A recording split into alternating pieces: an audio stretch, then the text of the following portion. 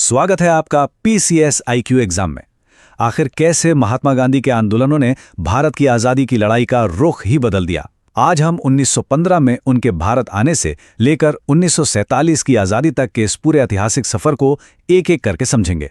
तो चलिए शुरू करते हैं। तो देखिए, हम अपनी बात शुरू करेंगे गांधी जी के भारत आगमन और उनके शुरुआती कदमों से।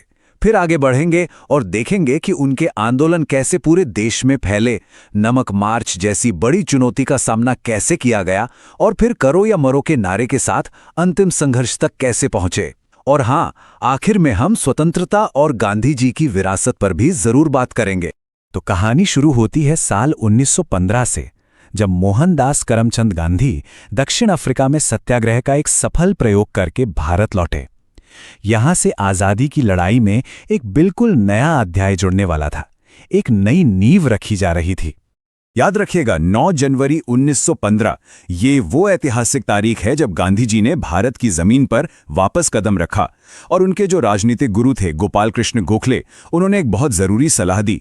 कहा कि कोई भी राजनीतिक कदम उठाने से पहले पूरे देश को घूमो, लोगों को समझो। और गांधी जी ने बिल्कुल यही किया।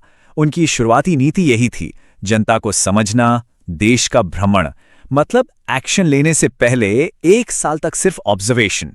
ये एक बहुत ही सोची समझी रणनीति थी ताकि वो यहाँ की जमीनी हकीकत को सीधे समझ सकें। और इसी समझ और ऑब्जर्वेशन का नतीजा थे उनके शुरुआती 3 बड़े सत्याग्रह। सबसे पहले 1917 में चंपारण, जहां उन्होंने किसानों को नील की जबरन खेती से छुटकारा दिलाया। फिर 1918 में अहमदाबाद पहुंचे, मिल मजदूरों के हक के लिए लड़े। और उसी साल खेड़ा में किसानों के लिए कर माफी की मांग की।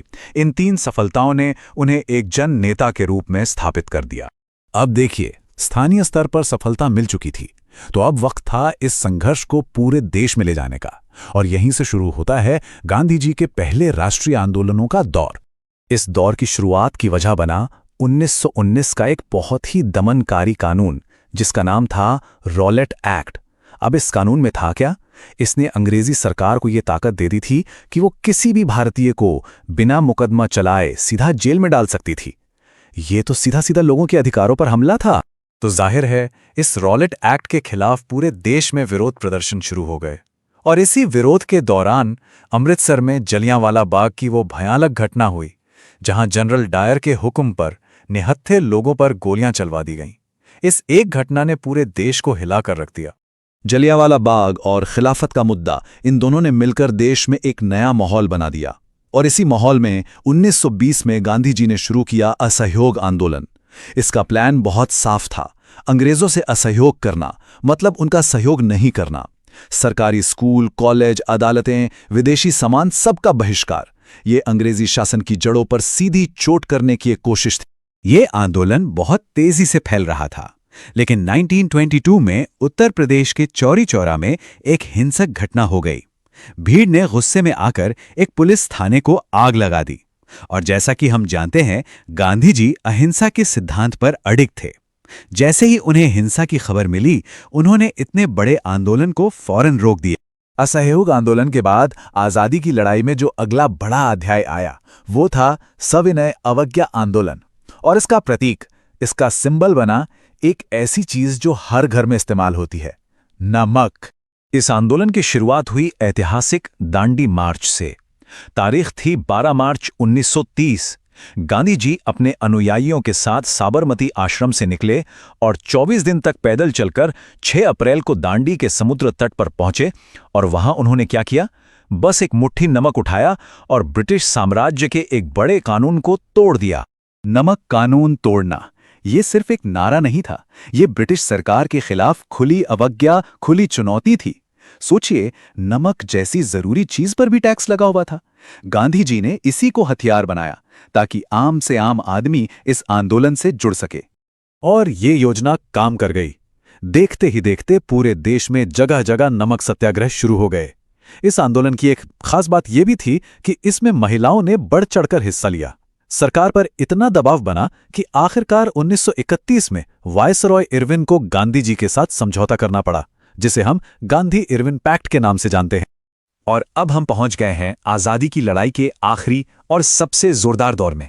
साल था 1942 और आंदोलन का नाम था भारत छोड़ो आंदोलन। इस बार गांधी जी का नारा था, करो या मरो। बिल्कुल साफ संदेश था, या तो हम भारत को आजाद कराएंगे या इस कोशिश में अपनी जान दे देंगे। अब समझौतों का वक्त खत्म हो चुका था। ये पूर्ण स्वतंत्रता के लिए एक फाइनल कॉल थी। तो ये फाइनल कॉल क्यों दी गई? इसके पीछे कुछ बड़ी वजह थीं।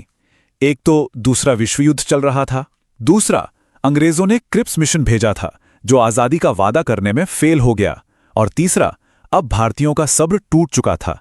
उन्हें पूरी आजादी से कम कुछ भी मंजूर नहीं था। इस आंदोलन की एक बहुत अनोखी बात थी। जैसे ही आंदोलन शुरू हुआ, अंग्रेजों ने गांधी जी समेत सभी बड़े नेताओं को गिरफ्तार कर लिया। उन्हें लगा कि आंदोलन दब जाएगा, लेकिन हुआ इसका उल्टा। ये एक जन आंदोलन बन गया जिसे आम लोगों ने, नौजवानों ने जमीन के नीचे से, मतलब अंडरग्राउंड होकर खुद आगे बढ़ाया। भारत छोड़ो आंदोलन ने यह तय कर दिया था कि अब अंग्रेजों को भारत छोड़ना ही पड़ेगा। और इसी के साथ हम अपनी इस कहानी के आखिरी और शायद सबसे भावुक पड़ाव पर आते हैं, आजादी की सुबह और गांधी जी की विरासत। आखिरकार वो दिन आया जिसका सदियों से इंतजार था। 15 अगस्त 1947 भारत आजाद हुआ, लेकिन इस आजादी के साथ एक बहुत बड़ा जख्म भी मिला, बंटवारे का, पार्टीशन का। माउंटबेटन योजना के तहत देश 2 हिस्सों में बंट गया, भारत और पाकिस्तान। और आजादी के चंद महीने बाद ही 30 जनवरी 1948 को दिल्ली में नाथूराम गोडसे ने महात्मा गांधी की हत्या कर दी। जिस इंसान ने पूरी जिंदगी अहिंसा का पाठ पढ़ाया, उसका अंत हिंसा से हुआ। एक युग का अंत हो गया। तो चलिए एग्जाम के लिए क्विक रिवीजन कर लेते हैं। अगर सवाल आए कि गांधी जी का पहला सत्याग्रह कौन सा था, जवाब होगा चंपारण। पहला अखिल भारतीय आंदोलन, तो वो था रॉलेट सत्याग्रह। नमक सत्याग्रह किससे जुड़ा है? दांडी मार्च से। और सबसे बड़ा, सबसे व्यापक आंदोलन कौन सा था? बिल्कुल सही, भारत छोड़ो आंदोलन। इन्हें जरूर याद रखिएगा। और अब आखिर में एक सवाल। हमने देखा कि असहयोग आंदोलन पूरे जोरों पर था, फिर भी उसे वापस ले लिया गया। तो असहयोग आंदोलन आखिर क्यों वापस लिया गया था? इस पर जरूर सोचिएगा, क्योंकि ये आजादी की लड़ाई का एक बहुत